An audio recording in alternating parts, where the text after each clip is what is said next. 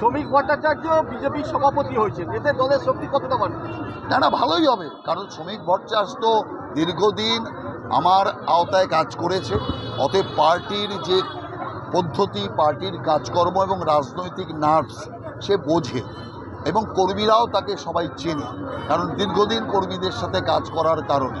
অতএব আমি মনে করি ওর নেতৃত্বে আমরা সবাই মিলে সহযোগিতা করে পার্টিকে অনেক দূর এগিয়ে নিয়ে যাব। দাদা, সিদ্দিকুল্লাহ চৌধুরী তার দলের কাছেই মার খেয়েছেন, কি বলবেন?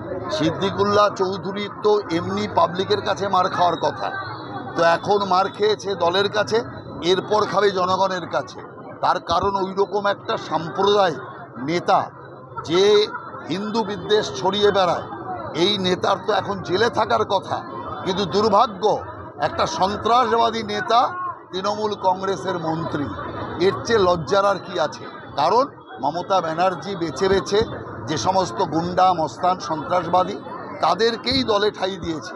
দেখছেন না একটা হুমায়ুন কবির কীভাবে মারধর করছে হাসপাতালের সুপারকে। অতএব এই যে অবস্থা তৈরি হয়েছে, এই অবস্থার জন্য আমরা মনে করি যে তৃণমূল কংগ্রেস একটা গুন্ডা লুটেরা এবং সমাজবিরোধীদের পার্টি, আর সিদ্দিকুল্লাহ চৌধুরী যে ওর পার্টির হাতে মার খেয়েছে তাতে বিন্দুমাত্র আমরা উদ্বিগ্ন নই। দেখুন, যেভাবে আবাস যোজনা কেন্দ্রীয় সরকারের টাকাগুলো তৃণমূল হজম করছে, যে সমস্ত গরিব মানুষের আবাস যোজনা পাওয়ার কথা তারা আবাস যোজনা পাচ্ছে না, পাচ্ছে তৃণমূল কংগ্রেসের বিত্তবান লোকেরা, যার দোতলা বাড়ি আছে সেই দোতলা বাড়ির লোক আবাস যোজনা পাচ্ছে, আর যার বাড়ির ছাদ নেই, যে প্লাস্টিক টানিয়ে রয়েছে, তাকে আবাস যোজনা থেকে বঞ্চিত করা হচ্ছে।